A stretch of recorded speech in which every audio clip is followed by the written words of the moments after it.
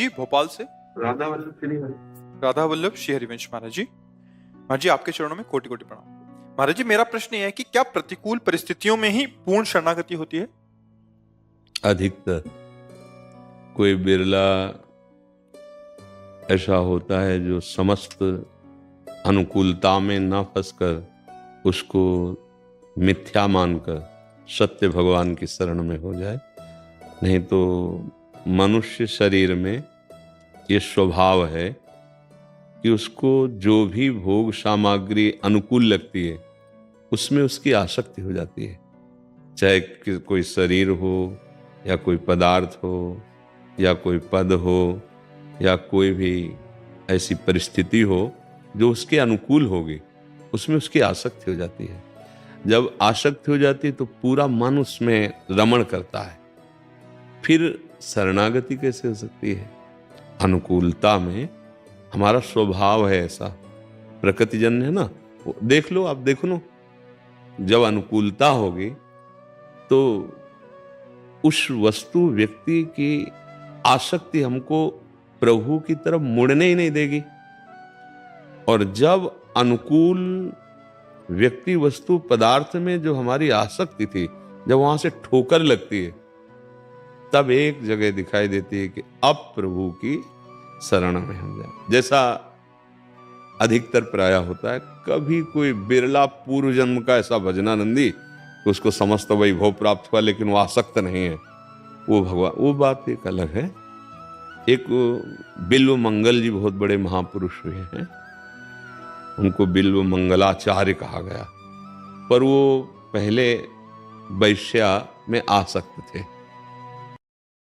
अब अनुकूल शरीर या पदार्थ या घटना परिस्थिति, इसमें मन आसक्त होता है, आपको पता है। अब वो इतना आसक्त हो गए कि अपने घर की सारी संपत्ति, चिंतामणि नाम था वैश्या को, दे दी। माता पिता ने देखा ऐसी दुर्गति, उन्होंने ब्याह करा दिया।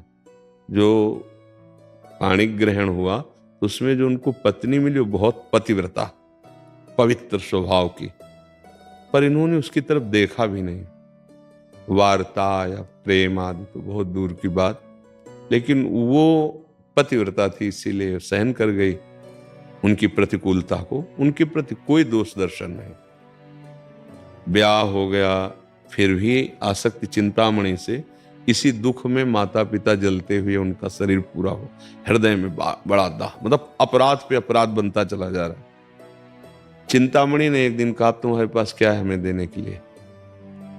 क्योंकि वहां संपत्ति प्रधान बुद्धि कुछ नहीं। भाग के गए अपनी पत्नी से, आज बोले जाके मेरे प्राण बचा लो। यदि चिंतामणि मेरी तरफ ना दे, आसक्ति, जैसे व्यसन में आसक्ति, शरीर में आसक्ति, शरीर संबंध में आसक्ति अनुकूलता में होती। पत्नी ने कहा, क्या सेवा मैं कर सकती हूं? अब मेरे पास सुहाग का मंगल सूत्र रह गए, एक दो चिन्ह, वो भी ले लीजिए आप।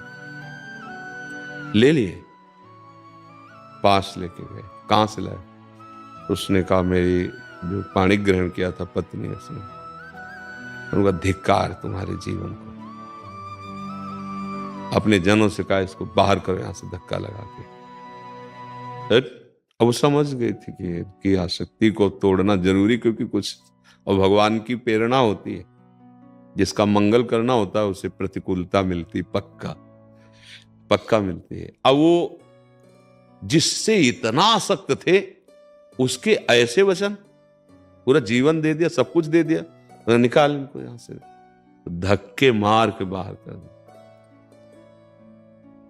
अब अंदर से बड़ा शोक हुआ कि अरे, न माता पिता की सेवा बनी, इतना प्यार करने वाली पत्नी का मेरा जीवन कितना पापमय है, कितना निकृष्ट मेरा जीवन है। हाय, अब क्या करूं? मतलब आग जो हृदय की, वो वही जानता है जिसकी आसक्ति होती है। जिससे आसक्ति है वो ठुकरा दिया। अब तो जब किसी को कोई रास्ता नहीं मिलता तो संत जन मिलते हैं फिर, क्योंकि वो एक रास्ता होता है। फिर वो किसी संत महापुरुष के चरणों में गए और बहुत रोए, भगवान अब तो तो उन्होंने कहा तुम्हें चिंता नहीं करनी, बहुत प्यार करते हैं भगवान श्री कृष्ण, नाम दिया, मंत्र दिया, और वो बैरागी भी बन गए कि अब था ही नहीं कुछ संसार में, चित्त की शांति भगवान के चरणों में होगी। ऐसा 1-2 वर्ष उस आश्रम में रहकर बढ़िया साधन किया, क्योंकि दुखी चित्त था ना, अब उसको तो कुछ चाहिए, तो भगवान का सहारा मिला। अब वहां से उन्होंने कहा कि मैं वृंदावन जाना चाहता हूं, क्योंकि जिनका हम नाम जप कर रहे हैं, जिनके अब हमारा कोई है नहीं, तो मैं उन्हीं के धाम में जाकर रहूंगा। तो संत भगवान जो गुरुदेव थे आदेश कर दिया, वहां से चले हो तो कुछ ही कोस चले होंगे, देहाती भाषा में 3 किलोमीटर को 1 कोस कहते हैं ना, वो कोस चले होंगे। तो वहां एक मंदिर दिखाई दिया, तो सोचा यहां मध्याह्न विश्राम कर लें। तो वहां कोई 9 वधू आई थी मंदिर में पूजा करने, प्रायः माताएं बहनें जाती रहती हैं। तो अब भगवत पूजा में तो घूंघट तो रखा नहीं जाएगा, तो ऐसे करके मन जी ही उसको देखा तो उनको पूरी चिंतामणि की आसक्ति थी ना, पूरा चेहरा चिंतामणि जैसा दिखाई, फिर पागल हो गए। आसक्ति एक अपना स्वरूप है, आसक्ति का बड़ा प्रबल रूप है। अब वो पूजा करके जे ही निकली तो देखती जा रही, वो पीछे बावरे बने चल रहे, लंबे लंबे डग बढ़ाए कि कहीं कोई ऐसा तो नहीं है कि अमंगल करने की चेष्टा रख रहा हो। पर देखा वो बड़े शांत गंभीर भाव पीछे चल रहे थे। बस वो अपने घर गए, पति से तत्काल कहा कि कोई हमें नीच प्रवृत्ति वाला आदमी लगता है, चिन्ह तो वैष्णव के धारण किए पर इसकी दृष्टि ठीक नहीं। दृष्टि से पता चल जाता है आप कैसे देख रहे हैं। माताओं बहनों में भगवान ने एक सामर्थ्य दी कि आप जैसे देख रहे हो तो आपके देखते हुए पता चल जाएगा पवित्र भाव से देख रहे हो या अपवित्र भाव से। तो उनका तो आसक्ति का ही विषय था। पति ने कहा चिंता मत करो, आप डरती क्यों हो, शांत रहो। बाहर गए, प्रणाम महाराज, क्योंकि वैष्णव चिन्ह धारण किए। और वो बहुत धर्मात्मा पुरुष थे, भला ऐसे डंडा लेके निकलता और कोई होता नहीं कि पत्नी के पीछे लगा हुआ है। उनका प्रणाम, कैसे आपका आगमन हुआ? उनका जो अभी गई कौन थी? उनका हमारी अर्धांगिनी थी। बोले यद्यपि ये बहुत कठिन होगा पर मैं चाहता हूं एक बार मुझे देख लेने दो, मैं भर नेत्र से देखना चाहता हूं। कहा अवश्य, आप चिंता मत करें, आप हमारे अतिथि हैं, हम आपका स्वागत करते हैं। पत्नी का आपको पता है वो गंदी दृष्टि से, हम हैं ना, एक बार आप सामने जाओ, ये याचना कर रहा है, मैं देखना, क्या फर्क पड़ेगा, हम है ना। वो सामने गई, देखा नेत्रों से, आह भर गई कि अरे प्रभु, कितना देखा कितना भोगा, आज तक तृप्त नहीं हुई इन दुष्ट इंद्रियों ने फिर मुझे गिरा दिया। उन्होंने कहा एक प्रार्थना मानोगे आप? हमको आवश्यकता है 2 सुई की, आप देंगे? अवश्य। पति से कहा, कह रहे 2 सुई दे दो, अतिथि है, अतिथि देवो भव। बड़े धर्म का पालन करने, देखो धर्म के पालन ने उनकी बुद्धि बदल दी। जो कामासक्त थे, 2 सुई ली और कहा हे श्री कृष्ण, संसार का भटका हुआ मैंने आपकी शरण ली, इन नेत्रों ने फिर भटकाना चाहा, अब मैं आपके लिए इन नेत्रों को फोड़ता हूं। दोनों सुई से आंखों में डाल ली, बिल्व मंगल ली। अब वो तो चीख पड़ी, जो माता जी थी वो चीख पड़ी एकदम। उनके पति पास ही, क्या? बोले इन्होंने आंख फोड़ ली। उनका आपने आंख क्यों फोड़ ली? बोले भाई आपकी धर्म वृत्ति को हम प्रणाम करते हैं, लेकिन मेरी अधर्म वृत्ति इन्हीं नेत्रों से प्रकट हुई। आपकी पत्नी को देखकर मुझे पूर्व चिंतामणि की याद ने पागल कर दिया। इन नेत्र फिर दोष कराना चाहते थे, इसलिए मैंने फोड़। अब जो जन्म का अंधा होता है उसका चलने का अभ्यास होता है, वो अपने साथ, लेकिन वो जन्म के अंधे तो थे नहीं, तत्काल फोड़ा था। तो वो जब वहां से निकले तो एक लाठी उसने दे दी गृहस्थ ने।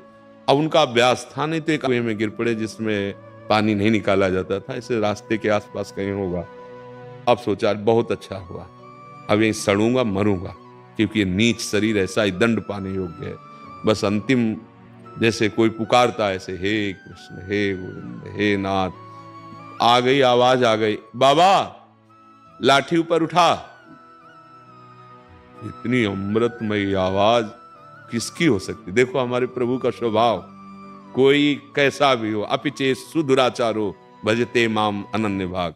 ये ही लाठी ऐसे उठाई। अब उन्होंने विचार किया कि कुएं में कोई हाथ लंबा करके लाठी, इसका मतलब अजान बाहु, बहुत जिनकी विशाल भुजाएं, जैसे चरण बढ़ाया तो ब्रह्मलोक तक गए ना, वामन अवतार, समझ गए कि वही है जिनकी मैं आश्रय वृत्ति धारण की। तो ऐसे बहुत प्रवीण थे, लाठी ऐसे करके हाथ पकड़ा, भगवान ने हाथ छुड़ा लिया, तब उन्होंने कहा हाथ छुड़ाए जातो निवल जान के मोह, और हृदय से जब जाओगे तो अब सबल सराहूं तो भगवान का उनको साक्षात्कार हुआ, दिव्य नेत्र प्राप्त हुए। ये नेत्र तो फोड़ लिए थे और बहुत सुंदर भगवान की लीलाओं का गायन किया। पर सबसे पहले चिंतामणि को प्रणाम किया है अपनी वाणी में बिल्वमंगल जी ने चिंतामणि को, कि अगर चिंतामणि तू मेरा तिरस्कार न करती, प्रतिकूलता न देती, तो मुझे भगवत साक्षात्कार नहीं होता।